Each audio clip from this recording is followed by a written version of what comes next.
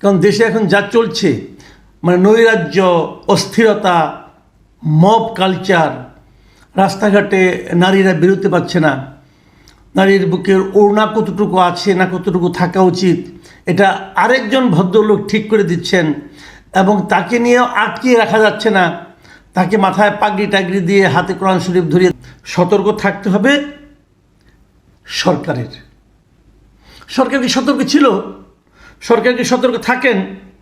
যদি সরকার সতর্ক না থাকেন তাহলে উনি আমাদেরকে সতর্ক থাকার অনুরোধ করে লাভ কি ভাই? তার মানে দেশ জুড়ে যে নৈরাজ্যটা হচ্ছে এর জন্য উনি দায় দিলেন কার উপর চাপালেন পতিত স্বৈরাচারের উপর, মানে আওয়ামী লীগ সরকারের উপর। আওয়ামী লীগ যারা ছিলেন, আওয়ামী লীগের যে সরকারটা ছিল সেই সরকারটা তো পতিত হয়ে গেছে, তারা এখন নাকি দেশ জুড়ে এই নৈরাজ্যগুলি কায়েম করছে। এটা যে অপকর্মগুলো দেখছি, যে লুটপাট, যে আইনহীনতা, যে মব কালচার, মব লিঞ্চিং যেগুলো আমরা দেখছি সেগুলোর পেছনে আওয়ামী লীগ জড়িত অথবা আওয়ামী লীগের অর্থ জড়িত, এটা কি এখনো পর্যন্ত কেউ কোথাও কোনোভাবে প্রমাণ করতে পেরেছে? গতানুগতিক অনেক রাজনৈতিক বক্তব্য শুনি, ঢালাও একটা মন্তব্য করে দেওয়া হয় অমুক দল এত বছর ধরে দুর্নীতি করেছে, অথবা বিরোধী দল, যেমন আমরা আপনার আওয়ামী লীগ আমলে শুনতাম কোথাও কোনো আগুন টাগুন ধরলে বলা হতো এটা বিএনপি জামাত তারা আগুন ধরিয়েছে, আগুন সন্ত্রাস করেছে, মানুষ পুড়িয়ে মারার রাজনীতি করছে, এগুলো একদম মুখস্থ ঢালাও কথাবার্তা বলা হতো।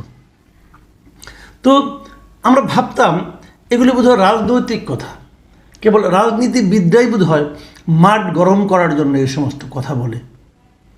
এবং তারপর যখন আমরা মানে আপনার হাসিনা সরকারের পতনের পর এই নতুন সরকার যখন দায়িত্ব নিল, অন্তর্বর্তীকালীন সরকার, এই সরকারের প্রধান হলেন কে?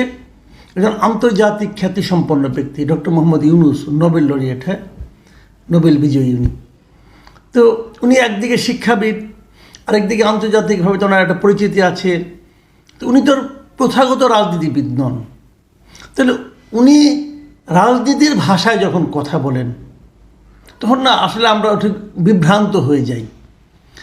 এইগুলি আমি কেন বললাম এতক্ষণ ধরে সেই জিনিসটা একটু বলি। যেমন শনিবার যে বিশ্ব নারী দিবস ছিল, এই নারী দিবস উপলক্ষে, আন্তর্জাতিক নারী দিবস উপলক্ষে একটা সমাবেশে উনি বক্তব্য দেন। সেখানে যারা নাকি এবার পুরস্কার পেয়েছে তাদেরকে পুরস্কৃত করেন, অনেক কথাবার্তা বলেন। তার ফাঁকে উনি একটা কথা বলেছেন, সেই জিনিসটা কি, যে আমি আপনাদের হুবহু পড়ে শোনাই, যে পতিত স্বৈরাচার দেশে নৈরাজ্য সৃষ্টি করতে বিপুল পরিমাণ অর্থ বিনিয়োগ করছে। আমাদের এখন ততটাই সতর্ক থাকতে হবে যেমনটা আমরা যুদ্ধের মতো পরিস্থিতিতে ছিলাম। ওনার এই যে দ্বিতীয় বাক্যটা, এটা নিয়ে আমার কোনো আপত্তি নেই, যে আমাদের যুদ্ধকালীন যেরকম সতর্ক থাকতে হয় সেরকম সতর্ক থাকতে হবে। এটা আসলে যখন দেশ জুড়ে নৈরাজ্য চলে, যখন দেশ জুড়ে আইন শৃঙ্খলা পরিস্থিতির চরম অবনতি ঘটে, তখন এরকম থাকতে হয়। এই যে সতর্ক থাকার বিষয়টা, এটা নিয়ে আমার কোনো আপত্তি নাই, সতর্কতা থাকতেই হবে।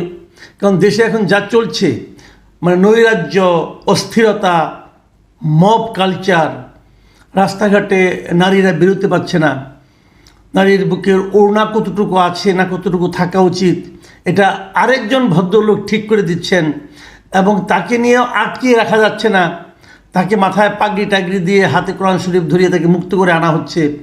এই যে একটা কালচার চলছে আমাদের এখানে, তার থেকে বেরিয়ে আসার জন্য সবাইকে আসলে সতর্ক থাকা ছাড়া কোনো উপায় নাই।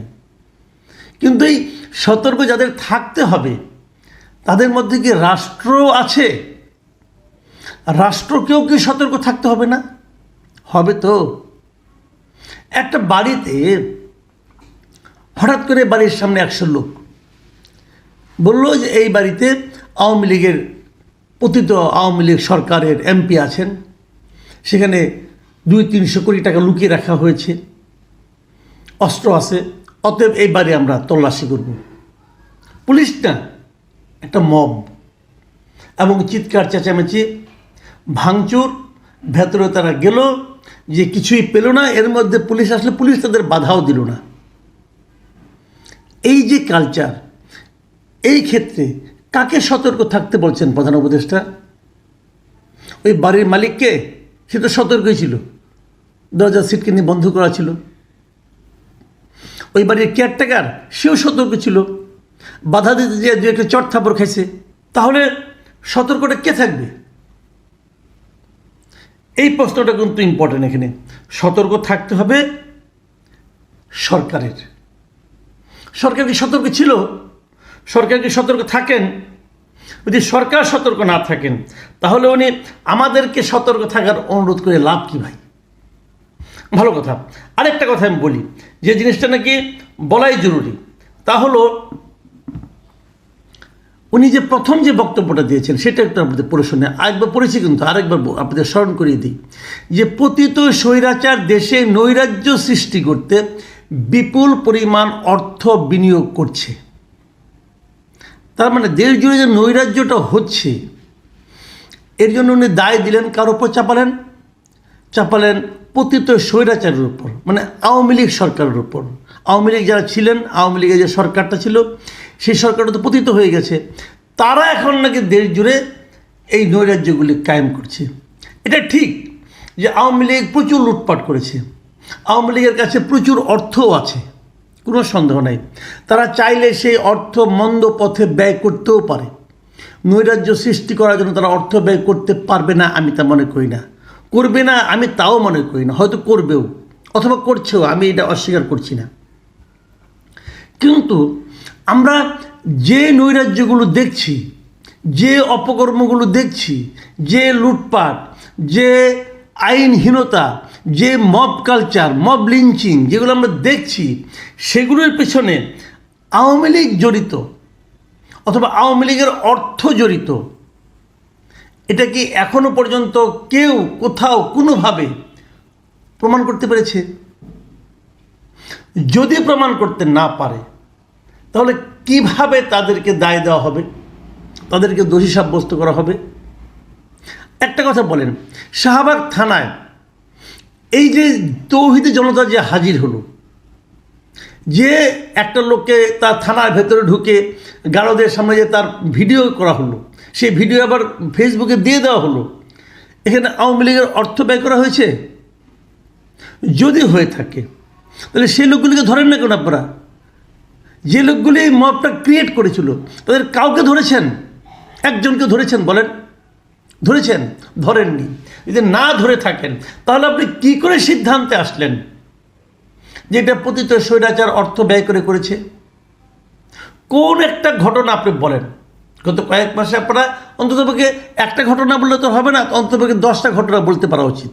যখন আপনি প্রধান উপদেষ্টা স্বয়ং বলছেন, তখন ওনাকে মিনিমাম 10টা ঘটনা বলা উচিত। আপনারা বলেন 2টা ঘটনা, 3টা ঘটনা বলেন যেগুলো পতিত স্বৈরাচার অর্থ ব্যয় করিয়েছে। দেখাতে পারবেন? পেরেছেন? পারেননি? তাহলে ওরকম ঢালাও মন্তব্য কিভাবে করেন? অথচ 2 দিন আগে দেখলাম যে বিবিসির কাছে ইন্টারভিউতে এই প্রধান উপদেষ্টা বললেন দেশের আইন শৃঙ্খলা পরিস্থিতি অসাধারণ, ভালো আছে, কোনো খারাপ হয় নাই। যদি খারাপই না হবে, তাহলে তারা অর্থ ব্যয় করছে, এটা আপনি বলেন কিভাবে? এই জায়গাগুলো নিয়েই আমাদের আপত্তি। ডক্টর ইউনূসকে আমি অনুরোধ করব, প্লিজ রাজনীতির ভাষায় কথা বলবেন না, প্রচলিত রাজনীতি, নষ্ট হয়ে যাওয়া রাজনীতির ভাষায় কথা বলবেন না। এই সমস্ত কথা আমরা আগে বহুবার শুনেছি। নিজের অযোগ্যতা ঢাকার জন্য অন্য কারো ওপর ঢালাও অভিযোগ করা, এগুলো শুনতে দেশের মানুষ আর আগ্রহী না, তারা পছন্দ করে না। আপনি একটা বড় দায়িত্ব নিয়ে ক্ষমতায় বসেছেন, আপনি যেভাবে কথা বলেন এটাকে সেন্সিবল কথাবার্তা মনে করা হয় না, মনে করা যায় না। আসলে আপনি তো কোনো দায়িত্বও নিচ্ছেন না। আপনি বলছেন আমরা দেখি, চেষ্টা করি, আমরা এই জগতের লোক ছিলাম না। তো এই জগতের লোক ছিলেন না, এই বিষয়ে জানেন না, দায়িত্ব নিতে গেলেন কেন? কারণ এখানে তো দায়িত্ব নিয়ে যদি আপনারা না পারেন, এটা তো কেন আপনার একা ব্যর্থতা না, পুরো জাতি এতে ক্ষতিগ্রস্ত হবে। পুরো একটা জাতিকে আপনার নিজস্ব ব্যক্তিগত এক্সপেরিমেন্ট করার জন্য আপনি পুরো একটা জাতিকে কি ঝুঁকির মুখে ফেলতে পারেন? উচিত হবে না। আপনি নিজে আনারি এবং সবগুলি আনারি লোককে আপনি কালেক্ট করে নিয়ে আসছেন। এনে আনারি প্রক্রিয়া দেশ চালাচ্ছেন এবং পলিটিক্যাল লিডারের ভাষা শিখে ফেলেছেন এর মধ্যে 7 মাসে। শিখে এখন আপনি বলতেছেন যে এটা পতিত স্বৈরাচার চালাচ্ছে। পতিত স্বৈরাচারে কেউ তো নাই রে ভাই দেশে, এরা তো দৌড়ের উপর আছে। যাও দু একটা দেশে ছিল চুপচাপ হতো, শান্তিপূর্ণ জীবনযাপন করতেছিল, ঘরের মধ্যে চুপচাপ ঘুমাইছিল, তাদের ডেভিল হান্টারের মাধ্যমে তাও তাদেরকে ধরে ফেলেছেন। আর যদি তারা থেকেও থাকে, ওদের দমন করার দায়িত্বটা কার? আপনার তো, সেটা আপনি পারছেন না কেন? আমাদের দেশের এই যে প্রবণতাটা, যে অন্যের উপর দায় চাপানো, নিজের অযোগ্যতা, নিজের অক্ষমতার অজুহাত হিসাবে অন্যের উপর দায় চাপানোর যে প্রবণতাটা, এই প্রবণতা থেকে এই জাতি কবে মুক্ত হবে? আমি অনুরোধ করবো ডক্টর ইউনূসকে যে আপনি আপনার মতো করে কথা বলেন, রাজনীতিবিদের মতো করে কথা বলেন না। আপনি রাজনীতিবিদ হওয়ার চেষ্টা করেন না, এটা আপনার কাজ না।